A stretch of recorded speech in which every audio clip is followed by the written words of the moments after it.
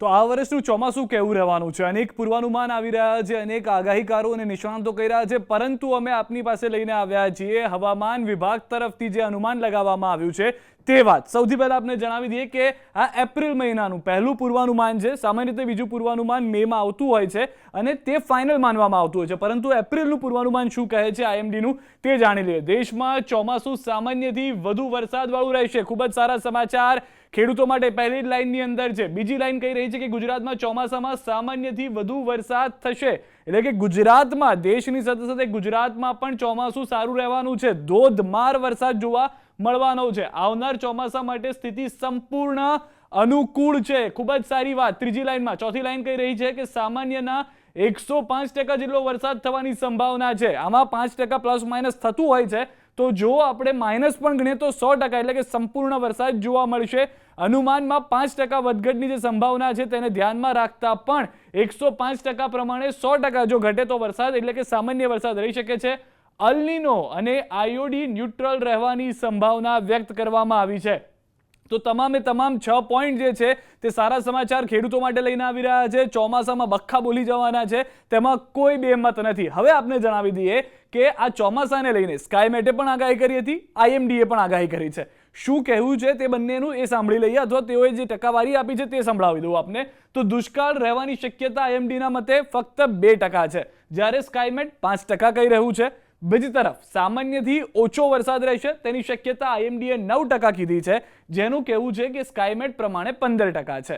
સામાન્ય વરસાદ રહેવાની આગાહી છે આઈએમડી પ્રમાણે 30%, જેની સામે સ્કાયમેટે કહ્યું છે કે 40% સામાન્ય વરસાદની શક્યતા છે. ગુજરાતની જ વાત કરી રહ્યા છીએ આપણે, ગુજરાત પૂરતી વાત છે. સામાન્યથી વધુ વરસાદ રહેવાની આઈએમડીના મતે જે શક્યતા છે તે 33% છે, અને સામાન્યથી વધુ રહેવાની સ્કાયમેટના મતે 30% શક્યતા છે. સામાન્યથી અતિ વધુ જે 26% કહી રહ્યું છે આઈએમડી, જ્યારે સ્કાયમેટ 10% કહી રહ્યું છે. જે પણ ખેડૂતો છે તેઓ આ સિસ્ટમ જાણે છે, જે નથી જાણતા તેઓને પણ જણાવી દઈએ કે જે દુષ્કાળની ટકાવારી હોય છે તેના પરથી ડિસાઇડ થતું હોય છે, નક્કી થતું હોય છે કે કેવું ચોમાસું રહેશે. એટલે અહીંયા આગળ જો આપણે જોઈએ તો આઈએમડીના માટે સામાન્યથી વધુ વરસાદ જે મેજોરિટીમાં છે, એટલે કે વધુ ટકાવારી છે, ત્યાં 30%, જ્યારે બીજી તરફ સ્કાયમેટનું આપ જુઓ તો સામાન્ય વરસાદની ટકાવારી 40% છે, એટલે કે આઈએમડીના અનુમાનમાં સૌથી વધુ 33%ની શક્યતા છે, તો બીજી તરફ સ્કાયમેટ પ્રમાણે સામાન્યમાં 40%ની શક્યતા છે. એટલે કે ખેડૂતોએ હવે ચિંતા કરવાની જરૂર નથી. બખ્ખા બોલાવી દેશે વરસાદ. જે ચોમાસું આવશે તે ખૂબ જ સારું હશે તેવું હાલમાં લાગી રહ્યું છે. આપને એમ થશે કે ભાઈ આ તો આગાહી છે, ભૂતકાળમાં પણ થઈ છે, શું પરિસ્થિતિ થઈ હશે? તો અમે આપને એ પણ જણાવી રહ્યા છીએ કે ભૂતકાળમાં જે આગાહી થઈ અને એ સમયે વરસાદ કેવો થયો હતો. જેમ કે 2020માં આઈએમડીનું પૂર્વાનુમાન હતું કે સામાન્ય વરસાદ થશે, તો કેવો વરસાદ થયો? સામાન્યથી વધુ. જે 5%ની આપણે વાત કરી કે પ્લસ માઇનસ હોય છે, તે પ્રમાણેની પરિસ્થિતિ 2020માં થઈ. હવે વાત કરીએ 2021ની, જેમાં આઈએમડીએ કીધું હતું કે ભાઈ પૂર્વાનુમાન પ્રમાણે સામાન્ય વરસાદ થશે. સ્કાયમેટે પણ કીધું હતું કે સામાન્ય વરસાદ થશે, અને જે વાસ્તવિકતા હતી તે પણ સામાન્ય વરસાદની જોવા મળી હતી. 2022માં આઈએમડી અને સ્કાયમેટ બંને કીધું કે સામાન્ય વરસાદ થશે, તો તેવી રીતે જ વાસ્તવિકતા જોવા મળી સામાન્ય વરસાદની. સામાન્ય વરસાદ જે હતો તે પ્રમાણે જોવા મળ્યો.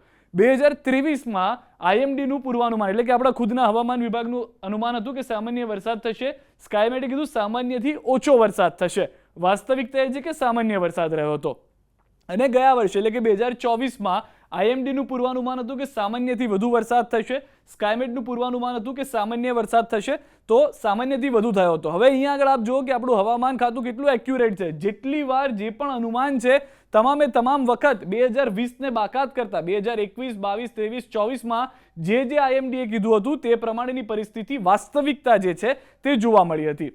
હવે મહત્વની વાત અહીંયા આગળ એ છે કે આ વખતનું જે એપ્રિલનું અનુમાન છે આઈએમડીનું, તે પ્રમાણે સામાન્યથી વધુ વરસાદ 33%નો ભાગ જે છે તે જોવા મળી રહ્યો છે. પરંતુ આખા દેશની આ પરિસ્થિતિ છે, જેમાં ગુજરાતમાં ચોમાસામાં કેટલો વરસાદ થશે, તો આપને થશે કે આનું પેરામીટર કઈ રીતે જોવું. તો સૌથી પહેલા આપને જણાવી દઈએ કે જે વિસ્તારની અંદર સામાન્ય વરસાદ છે તેમાં લીલો રંગ હશે. આ લીલો રંગ આપ જોઈ રહ્યા છો. જે વિસ્તારની અંદર સામાન્ય વરસાદ હશે તેમાં એ લીલો રંગ જોવા મળશે, અને જેમાં સામાન્યથી વધુ વરસાદ છે તે ડાર્ક બ્લુ અથવા તો બ્લુ રંગ, એટલે કે વાદળી રંગની અંદર જોવા મળશે. હવે ગુજરાત પર સીધા જતા રહીએ, આપણે ગુજરાત પર ફોકસ કરીએ. ગુજરાત શું કહી રહ્યું છે? તો ગુજરાતના જે વિસ્તારો છે, જેમાં દક્ષિણ ગુજરાતથી શરૂઆત કરીએ તો આપને બધી જગ્યાએ વાદળી રંગ જોવા મળશે. પરંતુ અહીંયા આગળ થોડો વાદળી જે છે તે ડાર્ક બ્લુ રંગ, જે દરિયા કિનારાના વિસ્તારો છે થોડા ઘણા અને જે દક્ષિણ ગુજરાતના વિસ્તારો છે, આ તમામ જગ્યાએ આપ જુઓ તો થોડો ડાર્ક બ્લુ છે, એટલે કે સામાન્યથી વધુ વરસાદ આ વિસ્તારોની અંદર હશે એ વાત નિશ્ચિત છે. સાથે જે જગ્યાએ લાઇટ બ્લુ રંગ જોવા મળી રહ્યો છે, એટલે કે વાદળી રંગ જોવા મળી રહ્યો છે, ત્યાં પણ સામાન્યથી વધુ વરસાદ જ થશે, તેમાં પણ કોઈ બદલાવ નથી આવવાનો. વરસાદ તો સામાન્યથી વધુ જ હશે.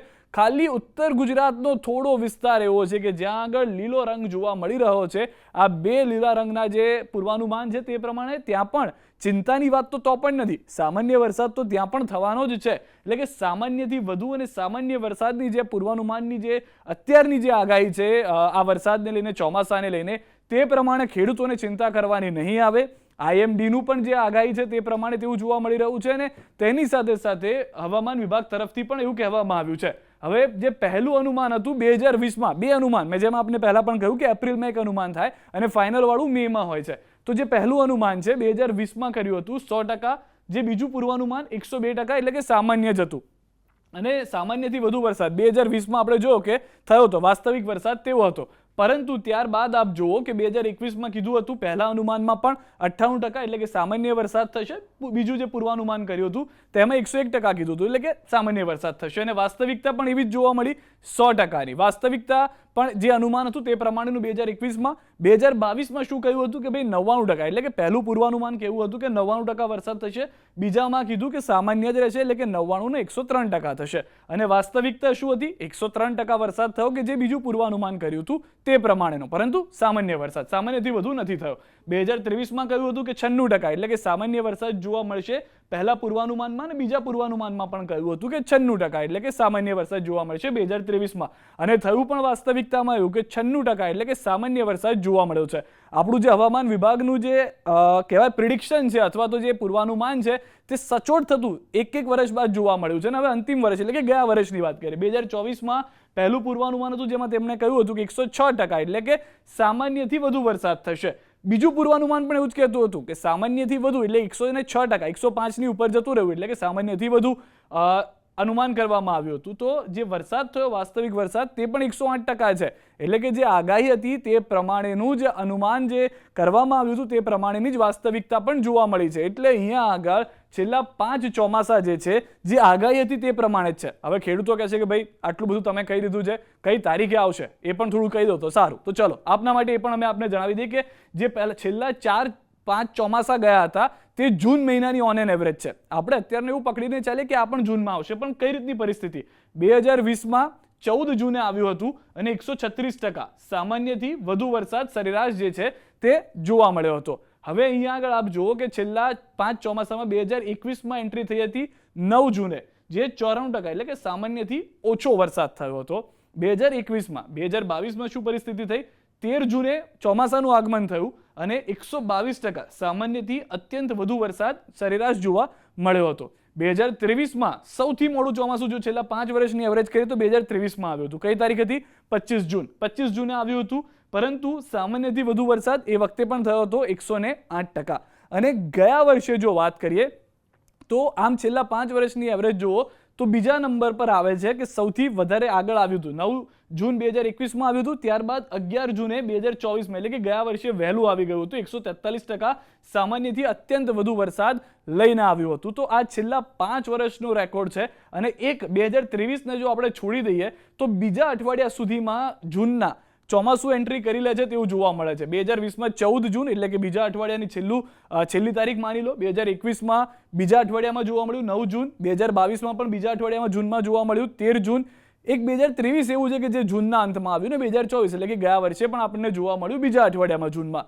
તો આ વખતે પણ તેવી શક્યતા આપણે માનીને ચાલી શકીએ છીએ. જો કે જે અનુમાન છે તે અમે આપને જણાવ્યું છે ને, જે રીતનું વાતાવરણ છે અથવા જે રીતનો વરસાદ છે તે આ પ્રમાણે જોવા મળી શકે છે, જે આઈએમડી તરફથી કહેવામાં આવ્યું છે. અને આઈએમડી જે રીતની આગાહી કરી ચૂક્યું છે, આ પહેલું પૂર્વાનુમાન છે એપ્રિલનું, મેનું પણ આવશે, એ પણ અમે આપને જણાવીશું. પરંતુ વધુ વરસાદ, સામાન્યથી વધુ વરસાદ જે છે તે જોવા મળી શકે છે, જે રીતે હાલમાં પૂર્વાનુમાન છે તે પ્રમાણે.